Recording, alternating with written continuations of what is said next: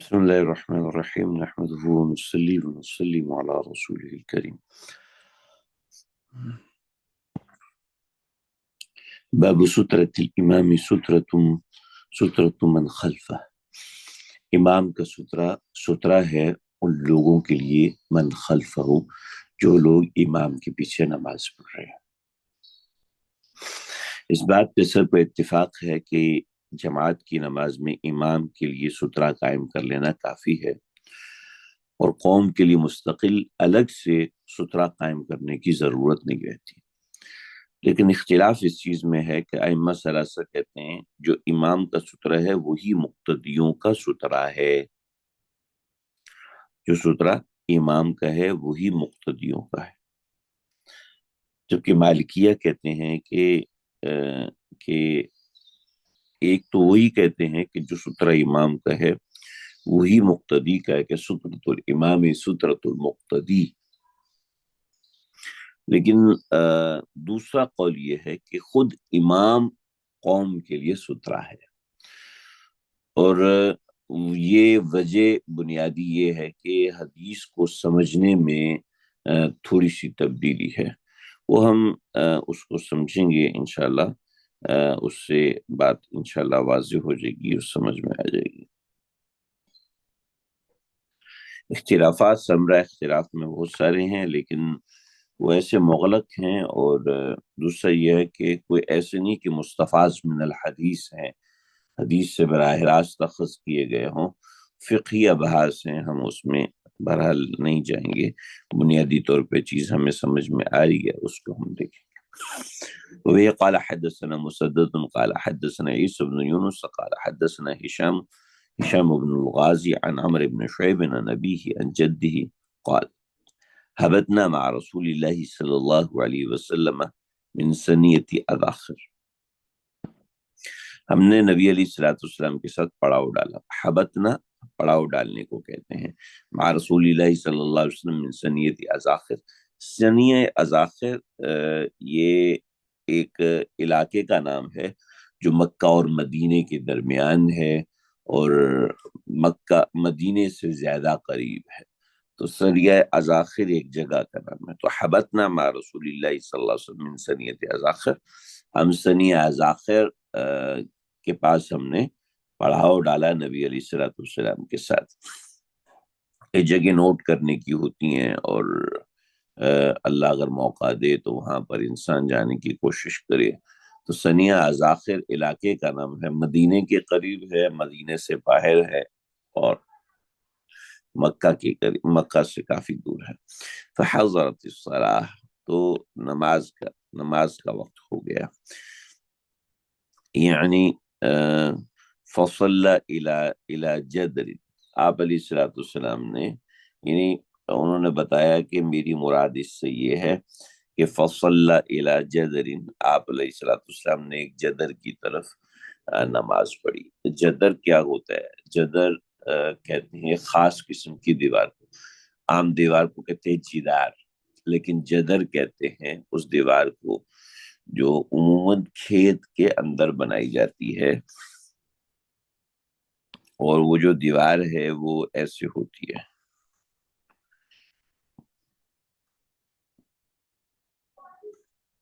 یہ دیوار اور یہ دیوار، اور پھر ان دونوں کو آپس میں ملا دیا، اور اس کی اونچائی تھوڑی سی اس کی اونچائی ہوتی ہے۔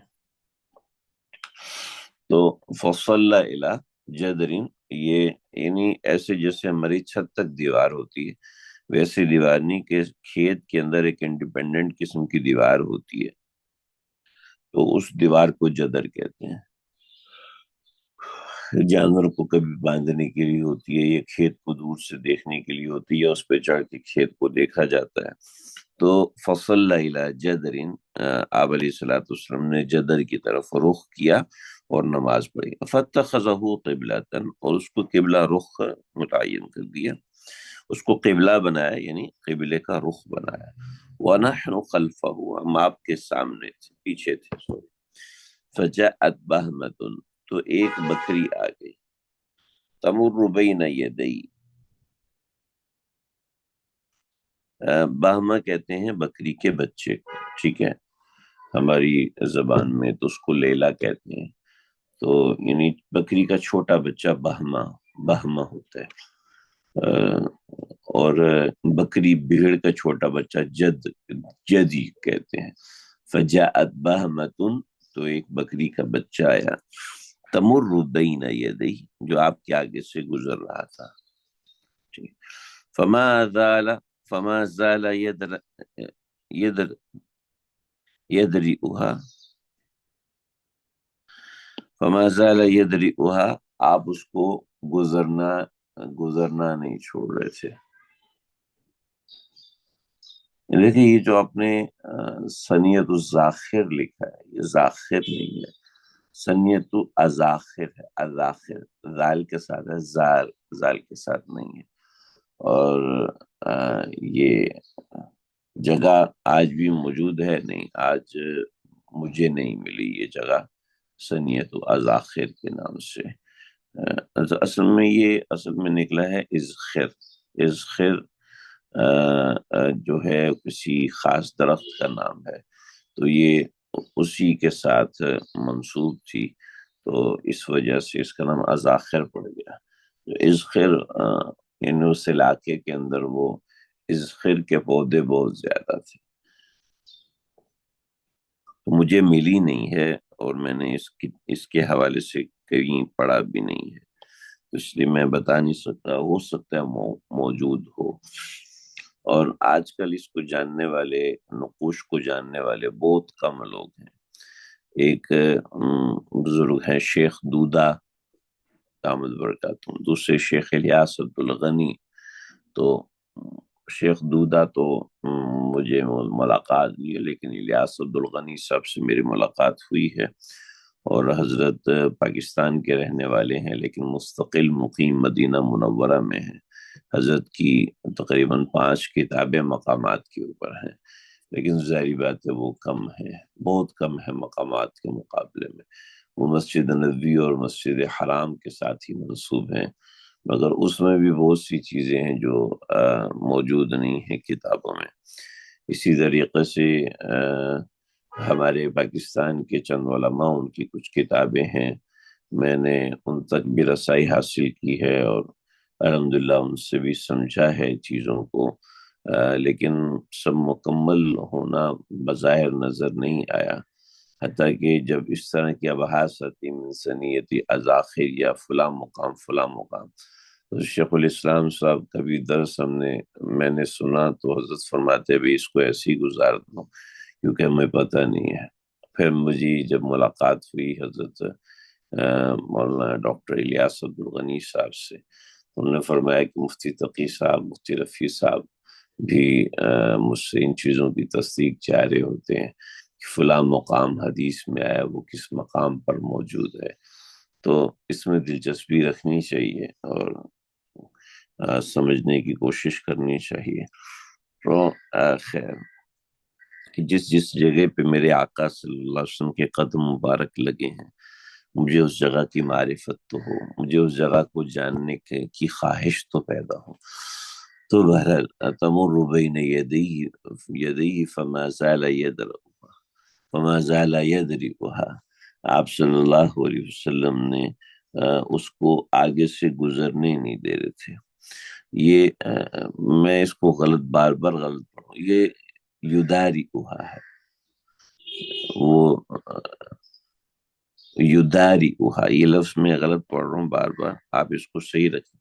یدارکها، آپ اس کو دائر نہیں ہونے دے رہے تھے، یعنی گزرنے نہیں دے رہے تھے، مگر افما زال یدارکها، آپ اس کو روکتے رہے، حتی لصق بطنه، یہاں تک کہ آپ نے اپنا پیٹ چمٹا لیا بالجداری، دیوار کے ساتھ، ومرت من ورائہ، اور وہ آپ کے پیچھے سے گزر گیا، او کما قال مسدد، اور مسدد نے اسی طریقے سے کہا ہے، او کما قال، یا اس طریقے سے مسدد نے کہا ہے۔ امام ابو داؤد کو شک ہے، حتی لصق بطنہ، یہاں تک کہ آپ نے اپنے بطن کو اس سے چمٹا لیے، بالجداری ومرت من ورائہ، یہاں تک کہ وہ پیچھے سے گزر گیا۔ اب ذرا اس چیز کو سمجھیے، یہ تھوڑا سا ہمیں سین کریٹ کرنا پڑے گا جس سے سمجھ میں آئے کہ اس حدیث کا کیا مطلب ہے۔ اس حدیث کا ایک صاف سا مطلب ہے، اور وہ یہ ہے کہ آپ علیہ الصلوۃ والسلام جدر کی طرف رخ کر کے نماز پڑھ رہے تھے۔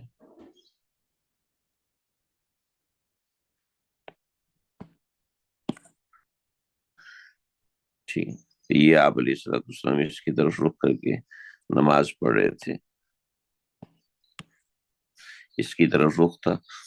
اب بکری کا بچہ یہاں سے گزرنا چاہ رہا تھا، ٹھیک، تو آپ آگے ہوئے، وہ پھر بھی وہ گزرنا چاہ رہا تھا، پھر آپ آگے ہوئے، پھر آپ آگے ہوئے، یہاں تک کہ آپ نے اپنا پیٹ اس دیوار کے ساتھ لگا دیا تاکہ بکری کا بچہ آپ کے آگے سے نہ گزر سکے۔ چنانچہ اس بکری کے بچے نے آپ کے پیچھے سے گزر گیا۔ ٹھیک ہے، امید ہے بات سمجھ میں آ گئی ہوگی، سمجھ میں آ گئی ہے، دوبارہ سمجھو۔ حتی لصق بطنہ، یہاں تک کہ آپ صلی اللہ علیہ وسلم نے کا بطن جو ہے وہ پیٹ مبارک، شکم مبارک جو ہے اس کے ساتھ چپک جڑ گیا، تو بکری کا بچہ پیچھے سے چلا گیا۔ تو اب دوبارہ اس حدیث کو ہم دیکھتے ہیں۔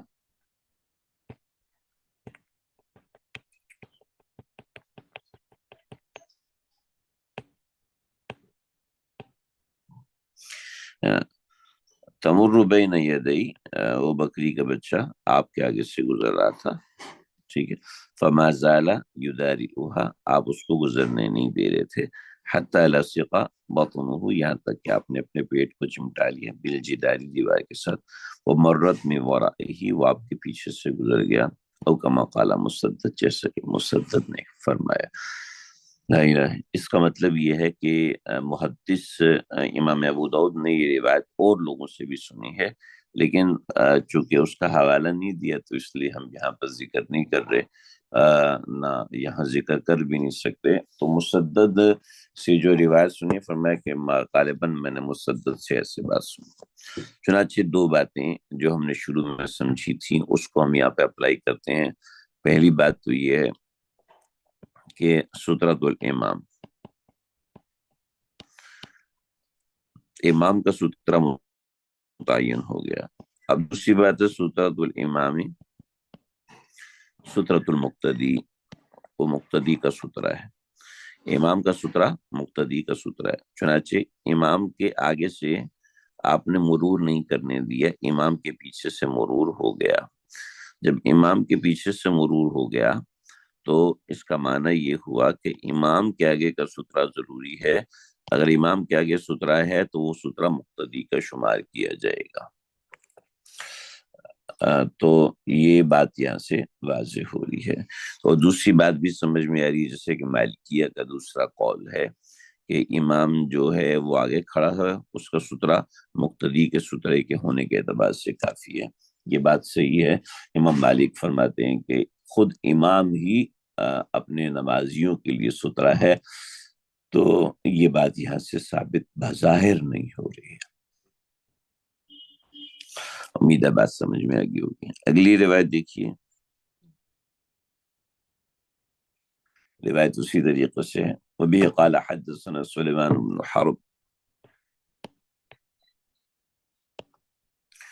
وبه قال حدثنا سليمان بن حرب وحفص بن عمر قال، یہ دونوں امام ابو داؤد کے استاد ہیں۔ قال حدثنا شعبة عن عمرو بن مرة عن يحيى بن الجزاري عن ابن عباس رضي الله تعالى أن النبي صلى الله عليه وسلم كان يصلي فذهب، نبی علیہ الصلوۃ والسلام جو تھے، آپ علیہ الصلوۃ والسلام نماز پڑھ رہے تھے، تو فذهب جدی، فذهب جدی، تو فذهب جدی یہ اصل میں ایک اصطلاح ہے۔ فذهب فذهب جدی، یہ جب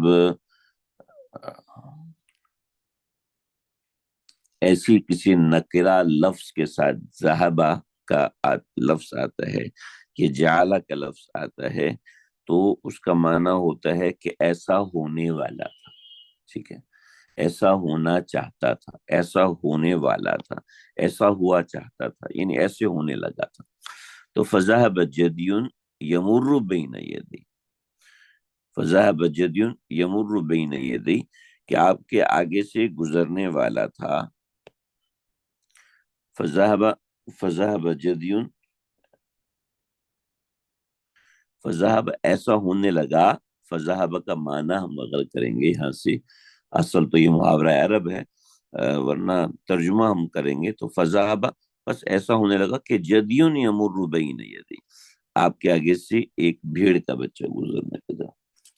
جدیون بھیڑ کے بچے کو کہتے ہیں. فجعل یتقی، مگر آپ اس کو ہٹاتے رہے. فجعل یتقی، آپ اس کو ہٹاتے رہے اور آپ نے اس کو آگے سے گزرنے نہیں دیا. یہ ساری بات ہوگی، ہم سترے کے حوالے سے چیزیں پڑھ چکے ہیں، سمجھ چکے ہیں، لیکن یہاں پر آپ دیکھیے مسلسل کوشش ہے، اور بظاہر یہ عمل کثیر ہے.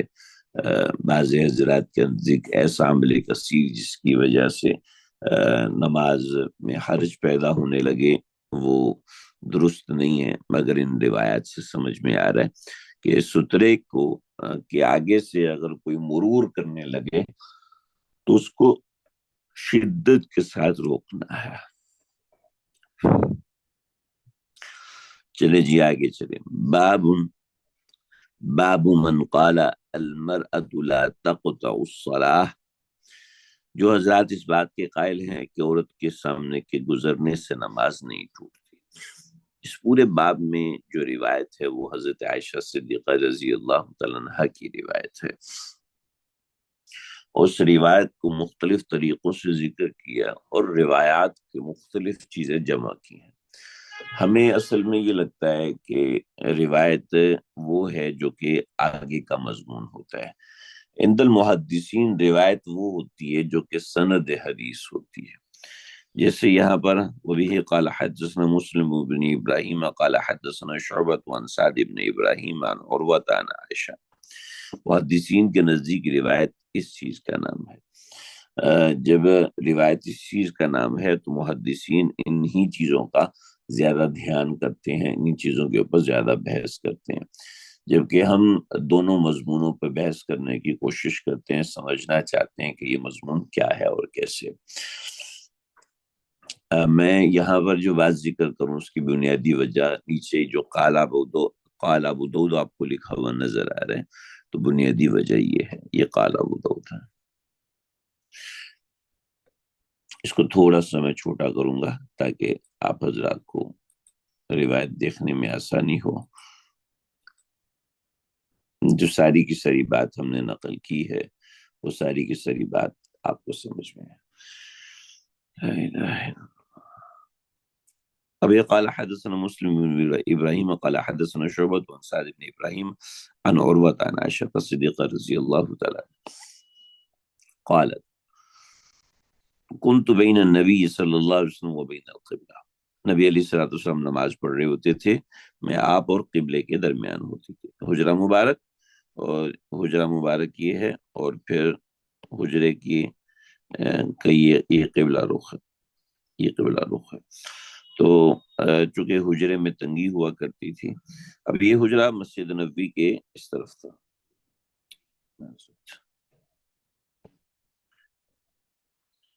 یہ حجرہ شریف مسجد نبوی کے اس طرف تھا. تو ڈیفینیٹلی جو قبلہ رخ تھا وہ یہ والا تھا جس کی طرف ہم نے یہ تیر کا نشان بنایا. تو سیدنا عائشہ صدیقہ رضی اللہ تعالیٰ عنہ فرماتی ہیں کہ میں کنت بین النبی صلی اللہ علیہ وسلم و بین القبلہ تھی. آپ علیہ السلام اس طرف رخ کر کے نماز پڑھ رہے ہیں، تو میں یہاں لیٹی ہوں اور آپ علیہ السلام یہاں پر نماز پڑھ رہے ہوتے تھے.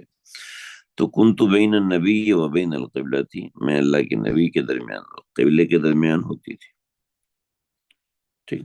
قال شعبہ کہتے ہیں احسبها قالت انا حائز. شعبہ کہتے ہیں کہ میرا خیال ہے. شعبہ کی جو روایت ہے وہ فرماتے ہیں میرا خیال یہ ہے کہ احسبها، وہ فرماتے ہیں میرا خیال ہے کہ انا حائز، میں حائز میں بھی ہوتی تھی، میں حیض میں ہوا کرتی تھی.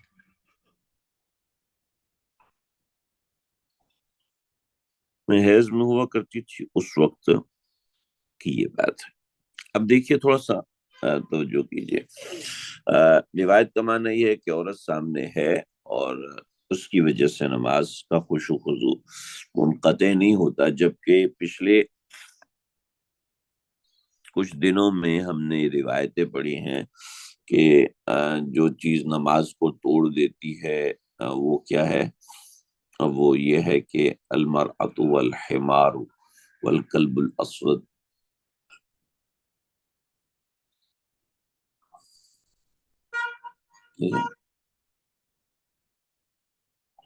یقطع صلاۃ الرجل اذا لم يكن بین یدی الکلب والحمار والکلب الاسود والمرأۃ، ٹھیک ہے، یہ عورت اور کالا کتا یہ نماز کو باطل کر دیتے ہیں، نماز کو توڑ دیتے ہیں، یہ ہم نے روایت پڑھی تھی۔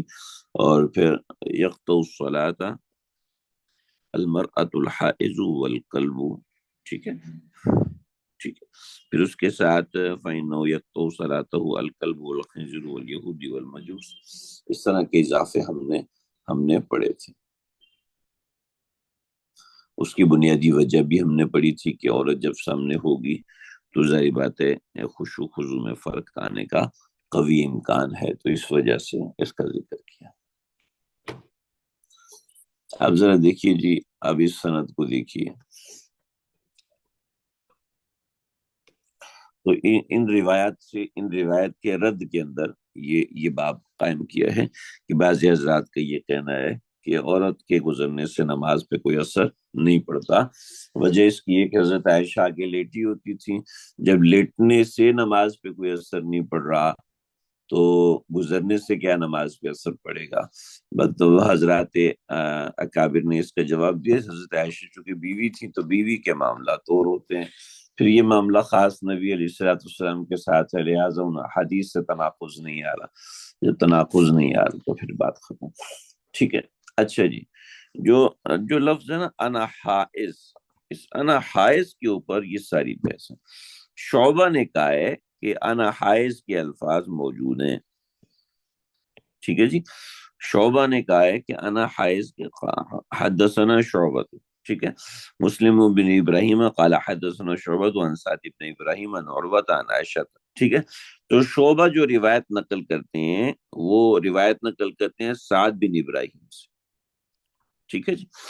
اب امام ابو داؤد فرماتا ہے وَرَوَاهُ الزُّهْرِيُّ وَعَطَا وابو بکر ابن حفص وہشام ابن عروہ وعراق ابن مالک وابو الاسود وتمیم بن سلمۃ کلہم عن عروہ۔ شعبہ جو روایت نقل کرتے ہیں وہ سعد ابن ابراہیم سے نقل کرتے ہیں اور وہ عروہ سے روایت نقل کرتے ہیں، ٹھیک ہے، یعنی شعبہ جو ہے وہ جب سعد ابن ابراہیم سے روایت نقل کرتے ہیں تو کہتے ہیں کہ قالت انا حائز، ٹھیک ہے، لیکن جب شعبہ ان سب سے روایت نقل کرتے ہیں کس کس سے، یہ دیکھیے جناب، پوری لائن لگی ہوئی ہے، زوری سے روایت شعبہ نقل کرتے ہیں، عطا سے نقل کرتے ہیں، ابو بکر بن حفص سے نقل کرتے ہیں، ہشام بن عروہ سے نقل کرتے ہیں، عراق بن مالک سے، وابو الاسود سے، وتمیم بن سلمہ کلہم عن عروہ، وہ سب کے سب آگے روایت عروہ عن عائشہ سے نقل کرتے ہیں، وہ جو ہے وہ ایسی بات جو ہے یہ معذرت یہ اس کو چھوڑ دیں، انا حائز کو فی الحال ایک طرف رکھیں۔ حدثنا شعبہ، تو یہ سعد بن ابراہیم، ٹھیک ہے، شعبہ سعد بن ابراہیم سے عن عروہ تھا، پھر شعبہ زہری سے بھی کرتے ہیں، عطا سے بھی کرتے ہیں، ابوبکر سے بھی کرتے ہیں، اور یہ ایک اس کی کلہم عن عروہ عن عائشہ، یہ ایک اس کی سند ہوگی، ٹھیک ہے جی۔ اچھا، وہ آگے آگے جو یہاں تک بات مکمل ہوگی، آگے جی دیکھیے دوسری طرف بات، وہ ابراہیم عن الاسودی عن عائشہ تھا، اوپر ہے وسعد ابن ابراہیم عن عروہ عن عائشہ، ٹھیک ہے جی، اوپر ہے سعد ابن ابراہیم،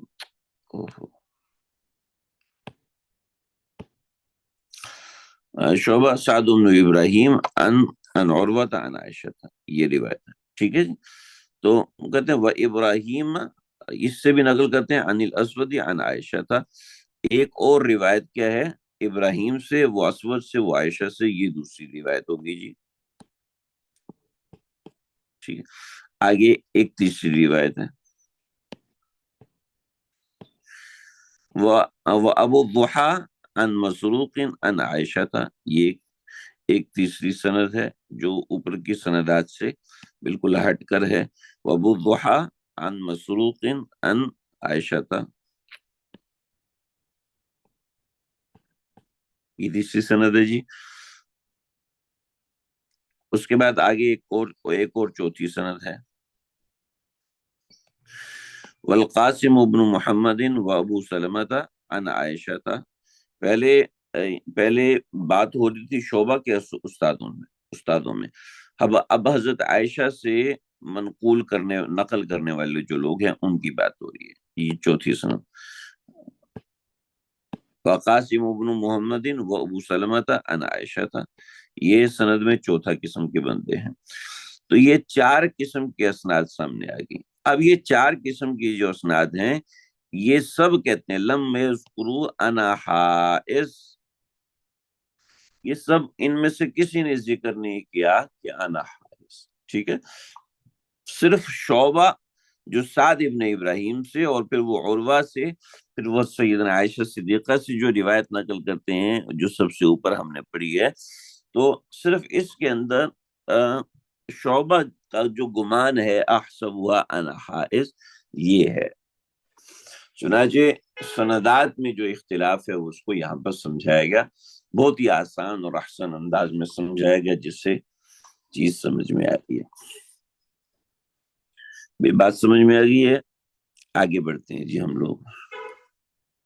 بات سمجھ میں آ گئی تو آگے بڑھ جائیں، یا کچھ اور سمجھنا چاہ رہے ہیں آپ لوگ؟ آسان سی بات ہے، تھوڑا سا سبق پہ غور کریں گے تو آپ کو انشاءاللہ سمجھ میں آ جائے گا، اس میں کوئی ایسی مشکل بات ہے نہیں۔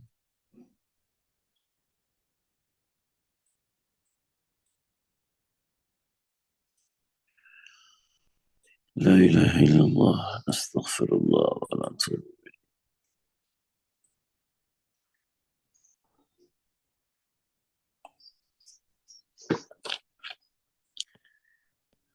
آگے روایت دیکھیے، وبه قال حدثنا احمد بن یونس قال حدثنا زہیر قال حدثنا هشام بن عروة عن عائشة ان رسول اللہ صلی اللہ علیہ وسلم کان یصلی صلاته من اللیل، آپ علیہ الصلوۃ والسلام رات کے وقت نماز پڑھتے وہی معترضۃ بین وہ آپ کے سامنے لیٹی ہوا کرتی تھی، بین القبلۃ، قبلے کی طرف، راقدۃ، اپنے پاؤں پھیلائے ہوئے، علی الفراش، فرش کے اوپر، الذی یرقد علیہ، جس کے اوپر وہ پاؤں پھیلایا کرتی تھی۔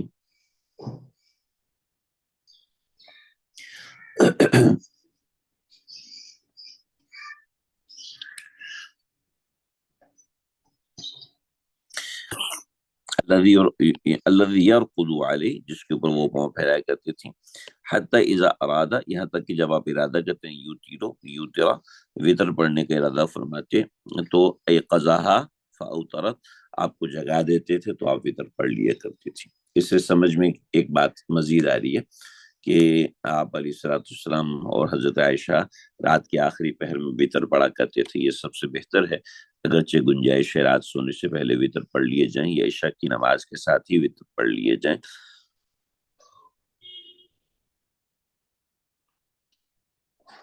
اس سے یہ چیز سمجھ میں آ رہی ہے، اس سے یہ بات سمجھ میں آ رہی ہے کہ جو عورت سامنے لیٹی ہو تو تب بھی نماز ہو جائے گی، لیکن مسئلہ واضح ہے اور دو ٹوک ہے اور دو لفظوں میں سمجھایا ہوا ہے آپ کو کہ جو حضرات کہتے ہیں کہ عورت کے سامنے لیٹنے سے کچھ نہیں ہوتا، وہ اس کا جواب یہ دیتے ہیں کہ حضرت عائشہ بیوی تھی آپ علیہ الصلوۃ والسلام کی، بیوی کے سامنے بیٹھنے سے کوئی ایسے مسئلے نہیں ہوتے جس کے ساتھ التصاق مستقلاً ہو، ظاہر بات ہے اس سے شہوانی خیالات اتنے اس قدر کثرت سے نہیں آتے جتنے اجنبیہ کے معاملات کے اندر ہیں۔ وبه قال حدثنا مسدد قال حدثنا يحيى عن عبيد الله قال سمعت القاسم يحدث يحدث عن عائشة صديقة رضي الله عن عائشة رضي الله عنها قالت بئس ما عدلتمونا بالحمار والكلب بئس ما کتنے ہی برے لوگ ہو کہ عدلتمونا تم نے ہمیں برابر کر دیا بالحمار والکلب کلب اور کتے کے اور گدھے کے، یعنی وہ جو روایت ہے جس میں حضرت عائشہ کا ذکر کیا، معذرت، جس میں عورت کا ذکر المرأۃ والحمار، ٹھیک ہے، المرأۃ والحمار یا المرأۃ والقلب القلب الاسود، ٹھیک ہے، وہ تو لقد رأیت النبی، تم نے ہمیں اور گدھوں کے برابر کر دیا، یعنی ایک ہی جملے میں اس کا ذکر کیا، لقد رأیت رسول اللہ صلی اللہ علیہ وسلم یصلی، میں نے اللہ کے نبی کو دیکھا، وانا معترضۃ بین یدی، میں آپ کے سامنے لیٹی ہوا کرتی تھی، فیضا اراد ان یسجد، جب آپ ارادہ فرماتے سجدہ کرنے کا تو قام ذریچلی، تو میرے پاؤں کو دبا دیتے، وضممتها، میں ان کو سمیٹ لیتی، الیہ، اپنی طرف، ثم یسجد، پھر میں سجدہ کرتی۔ بعضی حضرات نے اس بات سے تھوڑی سی اعتراض کیا کہ وَأَنَا مُعْتَرِضَةٌ بَيْنَ يَدَيْ، یہ تو اعتراض ہے۔ اوپر کی روایت میں راقدۃ علی الفراش الذی یرقد علیہ، جس کے اوپر نبی علیہ السلام لیٹا کرتے تھے، یا جس کے اوپر پاؤں پھیلاتے تھے، یا جس پر ہم لیٹا کرتے تھے، راقدۃ علی الفراش میں اس بستر کے اوپر لیٹی ہوتی تھی، تو اس کو بے ادبی شمار کیا ہے۔ تو بے ادبی کہا ہے تو جواب اس کا واضح اور دو ٹوک ہے کہ زوجین کے درمیان کمال الفت اور محبت و بے تکلفی ہونی چاہیے، یہ کوئی زوجین کے درمیان یہ والی چیز کوئی خلاف ادب نہیں ہے، ٹھیک ہے۔ تو دوسری بات یہ ہے کہ حضرت عائشہ خود فرماتی کہ البیوت یومئذ لیس فیہا مصابیح، ان دنوں میں گھروں کے اندر کوئی چراغ وغیرہ نہیں ہوا کرتے تھے، اندھیرا ہوتا تھا تو پتہ نہیں ہوتا تھا کہ سامنے کون لیٹا ہوا ہے، تو اس سے کوئی زیادہ مسئلے والی بات نہیں ہے۔ روایت وہی ہے اور اس کو مزید اور طریقوں سے اور طریق سے ذکر کیا ہوا ہے، لہٰذا ہم اس کو پڑھ لیتے ہیں اور سمجھ آپ چکے ہیں اس روایت کو۔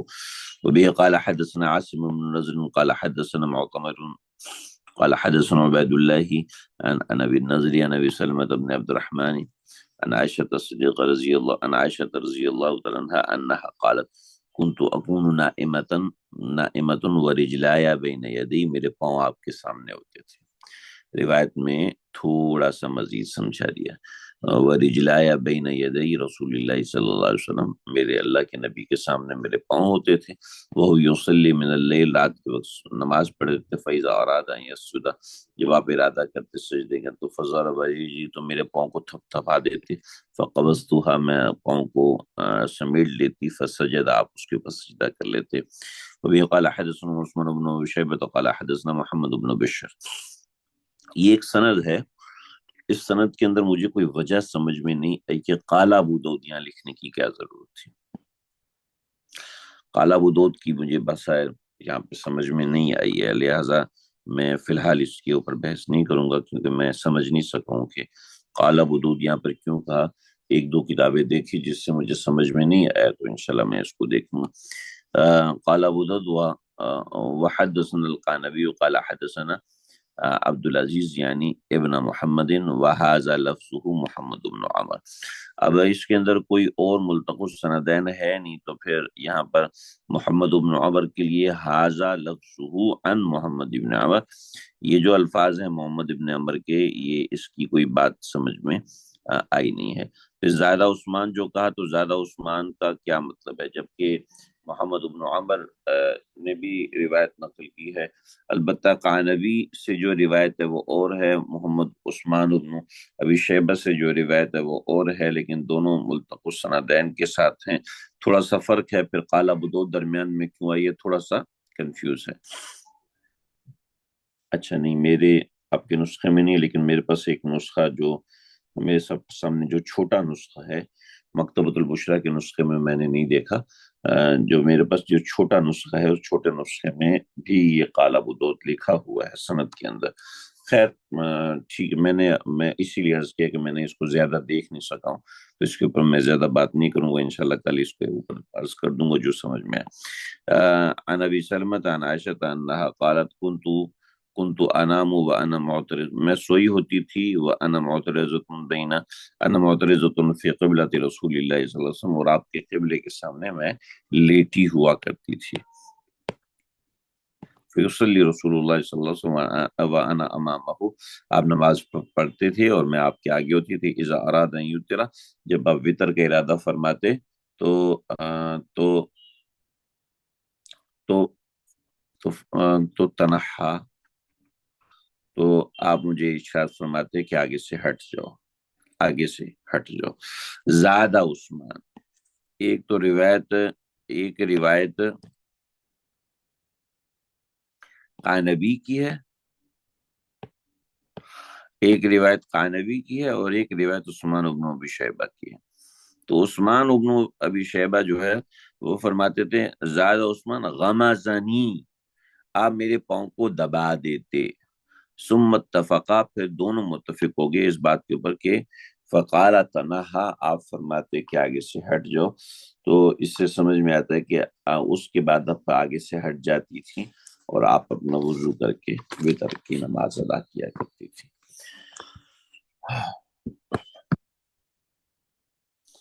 اگر اس میں قال ابو داؤد نہیں ہے نسخے کے اندر، اچھا آپ کے نسخے میں بھی قال ابو داؤد نہیں ہے، نہیں ٹھیک ہے، آپ میں ایک ہی میسج ہے. اگر نسخے میں قال ابو داؤد نہیں ہے تو پھر اس میں کوئی اشکال بنتا نہیں ہے، لیکن بظاہر یہ پرانے نسخوں میں، قدیم نسخوں میں ہے، تو دیکھنا ہوگا کہ کیا وجہ ہے. ہمارا سبق یہیں تک ہے، اور یہ حدیث نمبر 714 تک ہم نے پڑھا ہے. کوئی سوال کرنا ہو تو آپ لوگ سوال کر سکتے ہیں. یہ حجرہ مبارک چھوٹا تھا، یہ تو واضح جواب ہے فقہا کی طرف سے، اس لیے بے ادبی نہیں ہے. اور پھر زوجین کے درمیان اس نوعیت کی مبارست اور الفت ہوتی. جی بکری کا بچہ انسان نہیں تھا، ذوی العقول نہیں ہے، تو گدھا کون سا ذوی العقول میں سے ہے؟ اس کے گزرنے کا بھی اسی طریقے سے ذکر ہے. اور ایسی کالا کتا کون سا ذوی العقول میں سے ہے، اسی طریقے سے. اور دوسری چیزوں کا ذکر آیا تو ظاہر بات ہے وہ ذوی العقول میں سے نہیں. ایسی وہ چھوٹا بچہ گزرا تھا، آپ نے اس کو بھی بد دعا دی، حالانکہ وہ بھی ذوی العقول میں سے نہیں ہوتا، چھوٹا بچہ معصوم ہوتا ہے. تو وہ ساری بات ہے. تو روایت کے احکامات ظاہری بات ہے وہ ذوی العقول کے لیے ہیں، اس کے لیے احکام نہیں ہے، بکری کے بچے کے لیے احکام نہیں. احکام تو میرے آپ کے لیے نا. تو ہمارے لیے جو احکام ہیں ان کے اندر یہی ہے کہ ہم اس کو گزرنے نہ دیں. وہ ذوی العقول نہیں ہے، لیکن آپ تو ہو نا بھائی، لہٰذا آپ کو حکم دیا گیا. اچھا ہے، سوال کرنا چاہیے، کوئی بات ذہن میں آئے پوچھنے میں کوئی حرج نہیں ہے. لا الہ الا اللہ. ٹھیک ہے جی، السلام علیکم ورحمۃ اللہ.